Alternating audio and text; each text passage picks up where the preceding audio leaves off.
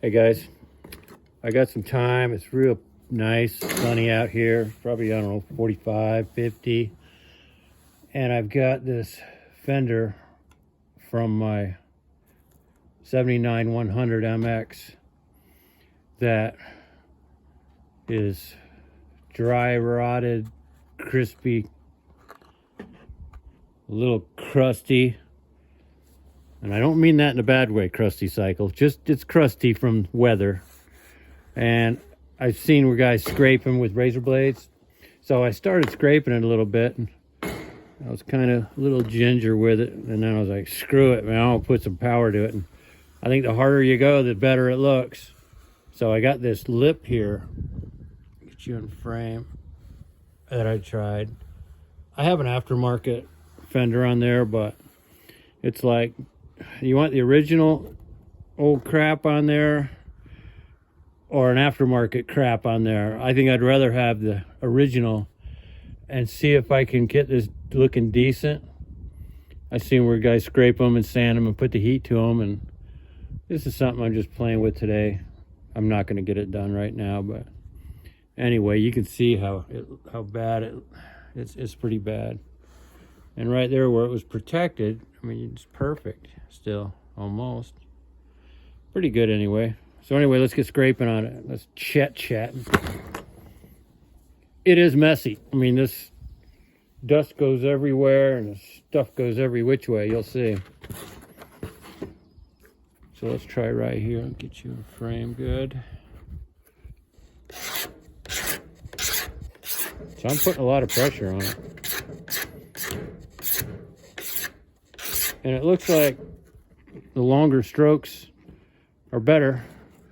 If you start and stop a lot, you get like little chop marks in it, and I'm sure that's all got to be sanded out.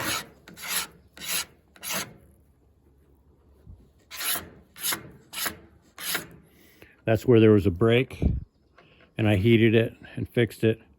And you can see in there, I did the same thing, heated it with a soldering gun, and it seems to be holding, but I would imagine if you crashed, it'd snap it again if you hit it on there, twisted the fender. But I know what you're saying. You're not supposed to crash. That's the theory anyway. You ride, you're going to crash. I'll rephrase that. I ride, I'm going to crash. I'm not that great of a rider. I like it. That's all that matters, I guess.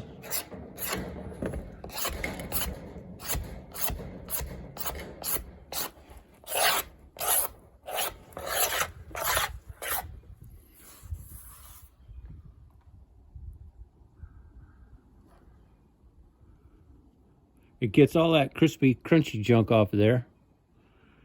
Some guys paint them. I'm not going to paint this.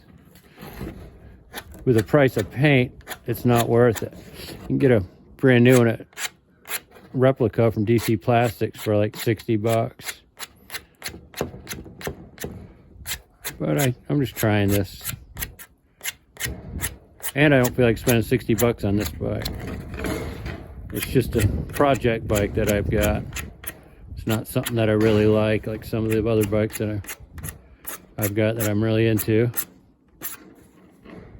It'll be a fun little bike to ride. I'm still working on the seals. I don't have a puller. I've got to go get a puller for the flywheel. But I think the trick is to get it down with this blade and then hit it with a sander and, you know, bring it as far as you like. You're still in frame there. Until you're satisfied, you know, just keep going until you're satisfied, I guess is what I'm trying to get at. Whatever you're happy with, hell, it's your bike, right? I'm sure there's all 80 different ways you could do this. But it feels good sitting in the sun right here. I guess it was real rainy up here. I'm in North Carolina again for a little while. It was really rainy for a while. And we hit it just right. Starting to warm up a little bit. It's almost March 1st now. So anyway, I'm gonna hit it right there. I don't know how good this shows up in the camera or not, but it is real crusty right here. There we go.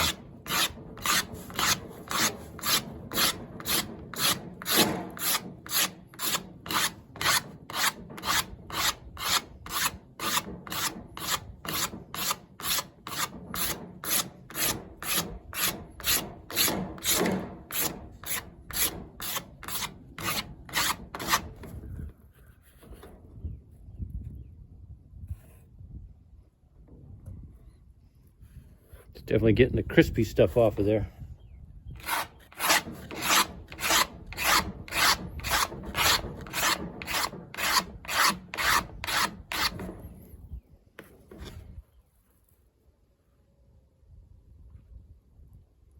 Will it ever look like new? Heck no. Will it look better? I don't know. I think it will. I think it's going to require quite a bit of sanding, but pretty much. See what I'm doing? You see them gouges in it. So I've got to be careful not to do that, because all that's going to do is make extra work for me when I go to sand it. And I've seen some on bikes guys have done. And right around this edge, you can always see that they've worked it. It's not like you can ever get it perfect. But I guess that's all right. If you're going for a 100% restoration, I'm sure you'll want to buy NOS parts.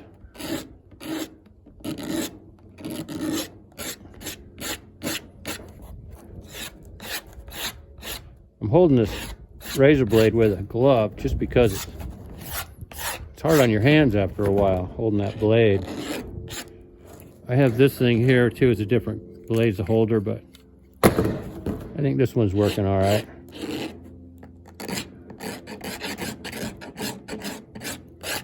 I don't think this is anything that's going to be a fast operation. But, I mean, you can see, maybe you can see, that it's getting that crispy stuff off of there.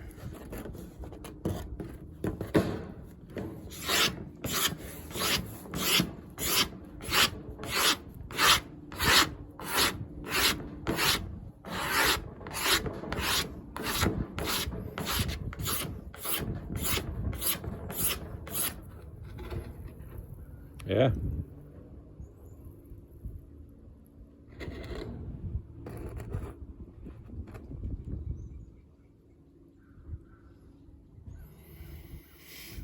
But that's pretty much it, just a blade. This wasn't even a new blade, this was just a used one that I found in my toolbox.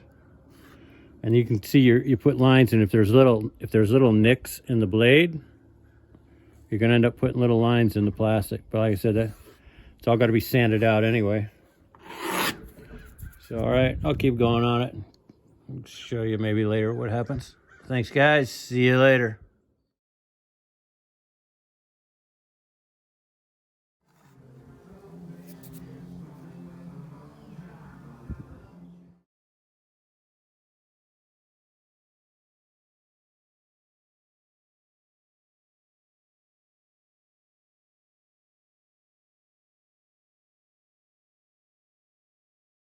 All right guys, back with this little fender. We've got the front scraped down pretty good. I think it's ready for sanding. It actually works pretty well, just scraping it. You kind of got to give it a little elbow grease, you know, and scrape away. It's these edges that are the hardest part. And I found that if I just take the blade, I was doing long strokes with a lot of pressure. So instead of that, I'm just kind of scratching at it back and forth. You know, just do like an inch at a time. And it seems like I can control the blade a little better. You know, I was jumping up and down on it, on that ridge right there. But that seems to be a little more accurate maybe with the blade. there's chop marks in it and streaks from the blade, I guess, not being perfectly sharp, and maybe you can keep a little sharper blade. But the technique of scraping these crusty old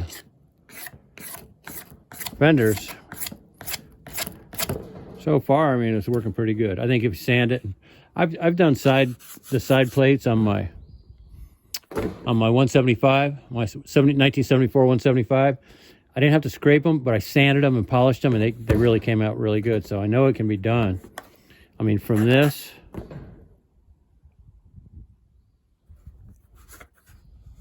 to that, and I've been at it for maybe 20 minutes, something maybe. And I was like being really ginger at first, and I was like, screw it, I'm gonna put some pressure to it. So, and then you can come back and try to scrape out those lines. I'm sure it'll be less sanding later. I don't know, I'm gonna let you know. But it's going along. Thanks a lot. Another thing I mentioned, it is dirty, nasty. This crap gets everywhere. Don't do it on your wife's dining room table, guys, or you'll be your ex-wife's dining room table. All right, good enough. That was a tech tip. See ya.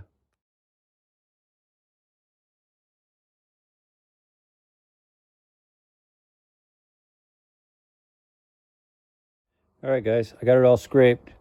And you can see, man, it is a mess doing this. But scraping it does get all that crispy down to plastic again. Just be careful not to chop it too much with the blade. I found when you come down to scrape, start gentle and pull up. Sort of like when you're painting a wall. Even though you can see a lot of chops in it.